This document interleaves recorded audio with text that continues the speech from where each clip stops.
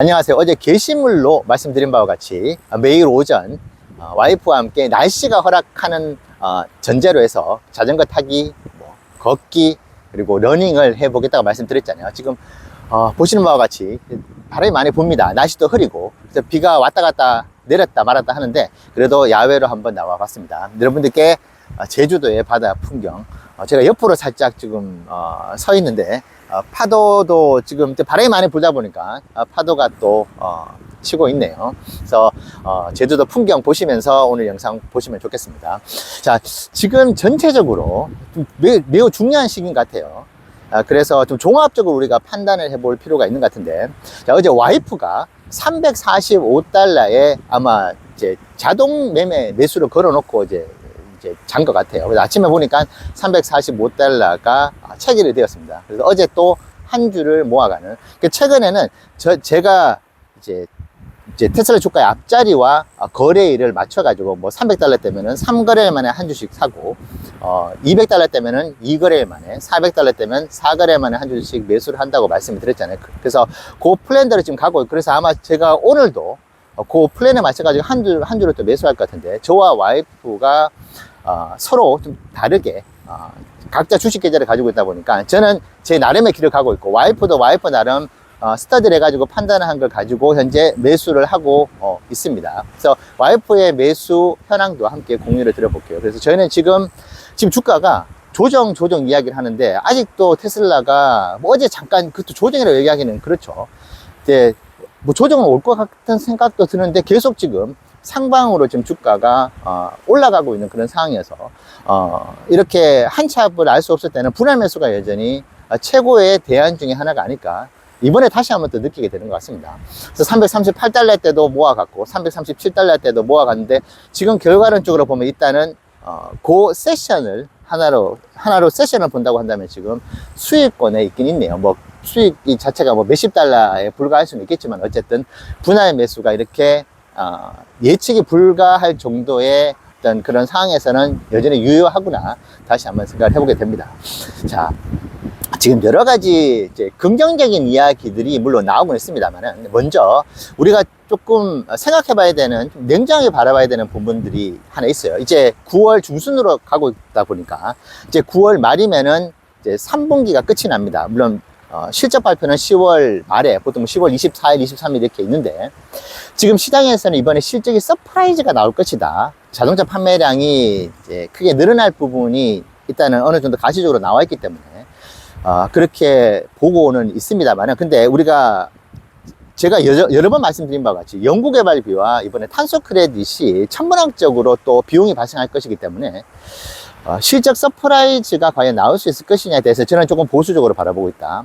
그리고 실제로 지금 컨센서스가 2024년도 3분기 때 0.72달러 EPS를 기록했었죠. 그때 서프라이즈가 나오면서 주가가 당일 20%가 올랐는데, 자, 그럼 지금 일단은 현재 기준으로, 물론 이것이 변동이 있을 겁니다. 하지만 현재 컨센서스를 본다면은 0.35달러에서 0.49달러를 보더라고요. 야, 지금 인도량이 지금 뭐 50만 대가 넘어간다는 이야기도 들리는데, 어떻게 작년에 46만 2천 대밖에 안 팔렸던 0.72달러를 못 넘기느냐, 그렇게 좀 의아해할 수도 있는데, 현재 지금 기관에서 바라보고 있는 테슬라의 2025년 3분기 컨센서스가 0.5달러가 안 됩니다. 그래서 과연 이것을 시장에서 어떻게 판단할지, 보통 컨센서스가 낮게 발표가 되어서 이제 그 기준으로 보면은 주가가 거기에 맞춰가지고 조금 하락하는 경우들이 또 있거든요. 그래서 뭐 0.49달러의 컨센서스 그대로 유지돼 가지고 그것을 이제 비트를 하게 되고, 뭐 서프라이즈가 나올 경우에는 주가가 올라갈 수 있는데, 그 올라갈 수 있는 부분들이 미리 컨센서스가 낮아진 것 때문에 하방 압력을 받고 그것을 회복할 그런 흐름을 보일 수도 있다. 근데 지금 일단 기관에서는 작년도에 0.72달러의 EPS가 나오기는 매우 힘들다고 일단은 판단을 하는 것 같아요. 근데 정말 에너지 사업이 한번 열일을 해가지고, 그리고 인도량도 기대치보다 훨씬 높게 나오면서 0.72달러를 비트할 경우에는 아마 시장은 크게 환호할 수 있을 것입니다. 야, 이게 탄소 크레딧도 사라지고 거의 뭐 절반이 날아가고, 연구개발비가 조 단위로 그렇게 한 분기에 추가로 나왔는데도 작년도에 나왔던 EPS와 동일한 거야. 이렇게 시장을 환호할 것입니다. 그러면은 테슬라가 이제 뭐 탄소 크레딧도 필요 없고 가지고 있는 자체 사업만을 가지고도 엄청나게 놀라운 성과를 이제 기록할 수 있겠구나, 이런 부분들이 긍정적으로 작용할 수 있을 것 같긴 한데요. 근데 지금 일단은 현재 기준으로는 기관에서는 0.5달러 미만의 EPS를 예상을 하고 있대요. 이 부분 우리가 투자에 조금 참고를 하실 필요는 있을 것 같아요. 자, 그런데 지금 전반적으로 수급상은 매우 긍정적으로 보입니다. 매우 이제 강한 위치에 지금 놓여 있는 것 같아요. 그런데 여기서 또 한 가지 우리가 주목해야 될 부분은, 지금 오르만큼 올라가지고 뭐 상단 추세선을 닿아가지고 이제 떨어질 가능성도 물론 있고, 이거 뭐 뚫으면 계속 갈 거다, 뭐 여러 가지 지금 이야기들이 나오고 있는데, 전체적으로는 이제 긍정적인 것 같긴 해요. 근데 여기서 우리가 하나 정도는 더 긍정적으로 볼 부분이, 저도 이제 콜옵션을 보긴 봅니다. 근데 정확하게 무슨 말을 하는지는 잘 모르겠지만은, 이제 콜옵션의 프리미엄이 있더라고요. 지금 콜옵션의 프리미엄이 50%가 안 됩니다. 근데 이것은 우리에게 매우 긍정적으로 다가오는 신호가 될 수 있어요. 이제 콜옵션이 그렇게 프리미엄이 낮다는 것은, 콜옵션으로 투자했었을 때 이제 먹을 게 되게 많다, 이 뜻이 됩니다. 그래서 450달러, 488달러까지 우리가 갔었을 때의 테슬라의 콜옵션 프리미엄 현황을 보면, 그 당시에 70%가 넘어가는 게 역대급으로 높았던 콜옵션 프리미엄이 있었어요. 그 뜻은 콜옵션이 보통 이제 상방으로 배팅을 하는 형태의 어떤 투자라고 볼 수 있는데, 그 프리미엄이 높아진다는 것은 먹을 게 없어진다고 하더라고요. 자, 그러면은 그렇기 때문에 아마 488달러에 다시 이제 하방을 받았지 않느냐 싶은데, 근데 지금 주가가 350을 넘고 어제 잠깐 이제 빠지긴 했습니다만은, 콜옵션 프리미엄이 여전히 50% 미만이라고 한다면은 지금 20%가 넘게 거의 40%가 넘게 남아있는 것이잖아요. 그런데 이게 콜옵션 프리미엄에 40%가 올라간다고 40%만 올라가는 건 또 아니더라고요.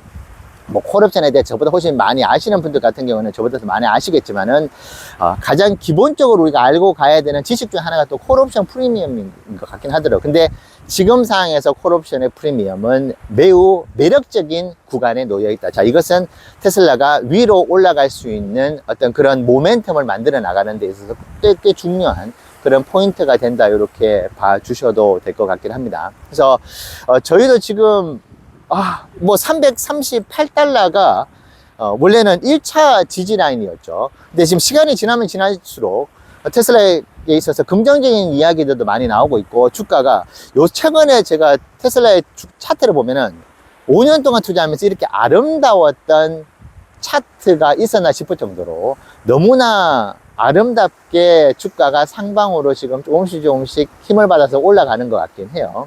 자, 그래서 이 흐름이 이제 깨진다고 했었을 때, 뭐 불과 3주 4주 전 같은 경우에는 310달러, 뭐 315달러, 300달러도 뭐 무너뜨릴 수 있을 만큼의 어떤 그런 우려가 있을 수 있다, 시장이 조정을 받으면. 근데 지금은 320달러가 무너지기에는 조금 아주 큰 악재가 나오지 않고서는 쉽지 않을 수도 있겠다 할 만큼의 테슬라 주가 흐름은 강한 것 같습니다. 그래서 어제 뭐 미국의 판매량이 생각보다 많이 8월 달에 안 나온 부분, 그래서 뭐 전체 EV 마켓 쉐어가 40% 미만으로 떨어졌다는 그런 이야기가 나왔음에도 불구하고 어제 1.5%도 안 되는 주가 하락을 만들어냈잖아요. 그만큼 테슬라 주가는 여전히 힘이 있다고 우리가 판단해 볼 수 있고, 그리고 마지막으로 제가 말씀드리고 싶은 게, 어제 미국에서의 8월 달에 아쉬웠던, 물론 이제 전년 8월 달 대비해서는 약 4% 상승은 있었지만, 지금 보조금 폐지가 있고 난 뒤에 수요가 몰리고 있는 상황에서, 이 몰리고 있는 상황에서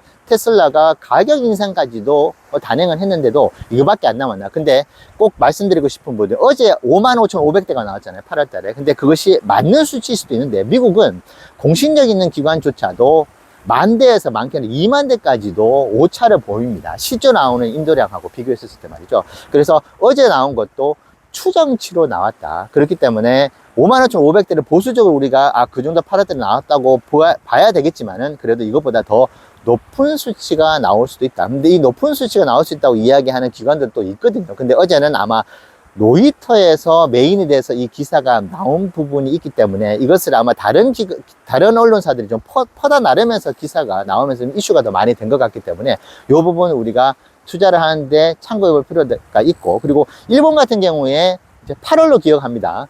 400대가 전년 동기 대비 더 많이 팔렸는데, 뭐 400대, 별것도 아니네 하실 수는 있겠지만은, 전년 동기 대비해서 2배가 늘어났어요. 그래서 일본 같은 경우에 지금 내년도에 일론 머스크가 많게는 100개의 대리점을 추가로 오픈하겠다고 이야기를 한 만큼 내년도에 일본에서의 성장도 테슬라 코리아와 함께 기대해 볼 수 있겠다. 그래서 지금 전체적으로 일단은 2025년 3분기 EPS에 대해서 우리가 생각했었던 것보다 그렇게 아주 강하게는 나오지 않을 것이라고 하는 시장의 어떤 그 기대치, 어떻게 보면 조금 우리한테는 아쉬운 그런 전망을 내놨기 때문에 이 부분은 우리가 참고할 필요가 있고, 그리고 제가 앞서 말씀드렸던 뭐 콜옵션이라든지 우리가 지금 현재 전반적으로 테슬라 주가가 매우 아름답게 차트가 그려지고 있는 부분, 그래서 아주 큰 악재가 아닌 곳에는 주가가 방어를 하면서 그래도 상방으로 갈 수 있지 않을까 조심스럽게 생각해 봅니다. 그래서 저희는 기회가 오면은 조금 공격적으로 매수를 할 거고, 지금 가지고 있는 분할 매수 전략 계속 유지하면서 투자해 보도록 하겠습니다. 네, 감사합니다.